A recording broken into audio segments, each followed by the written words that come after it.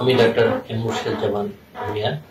আজকে একটি অসুখ নিয়ে কথা বলবো, যেটি হচ্ছে যে শীত আসলেই কিছু কিছু রোগীর দেখা যায় হঠাৎ করে তাদের হাত বা পায়ের আঙ্গুলগুলো, ঠোঁট এবং নাকের মাথা, কানের লতিগুলো নীলচে বর্ণ ধারণ করছে এবং তীব্র ব্যথা করছে এবং মনে হয় যে রক্ত সঞ্চালন বন্ধ হয়ে গেছে।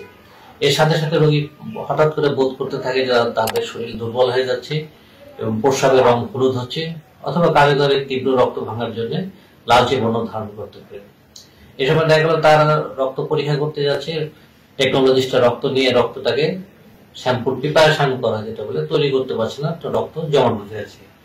এই ধরনের অবস্থা হলে আসলে কি? এটি একটি রক্ত ভেঙে যাওয়া অসুখ, এটির নাম হচ্ছে কোল্ড হিম অ্যাগ্লুটিনিন ডিজিজ। এটি কি সবসময় শীতকালে হয়? না, এটি গরমকালে সাধারণত বেশি হয়, কিন্তু যখন শরীরের তাপমাত্রা 37 ডিগ্রির নিচে নেমে যায় তখন এই কোল্ড হিম অ্যাগ্লুটিনিন ডিজিজটি হয়।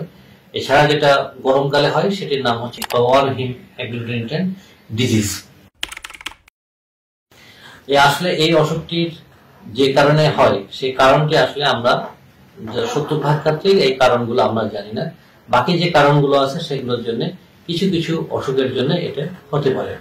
সাধারণত কোল্ড হিম অ্যাগ্লুটিনিন ডিজিজটা হয় এটি আইজিএম অ্যান্টিবডি মিডিয়েটেড, আর অটোইমিউন হিমোলাইটিক অ্যানিমিয়াটা হয় সাধারণত এটি আইজিজি অ্যান্টিবডি মিডিয়েটেড।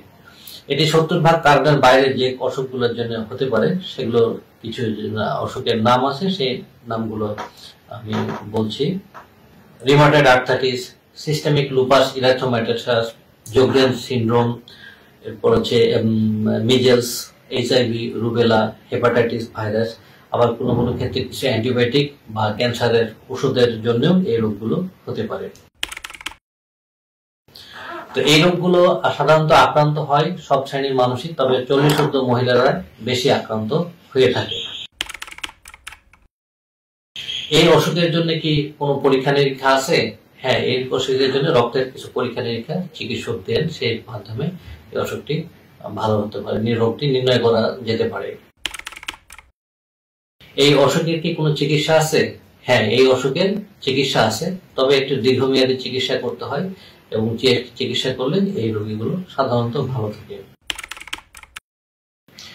রোগীরা জানতে চান যে আসলে কোন অসুখ খাবার খেয়ে এই অসুখ ভালো হতে পারে কিনা। না, সাধারণত জানা যায় না যে এটি কোনো খাবার খেয়ে এটি ভালো হতে পারে। সবাইকে ধন্যবাদ।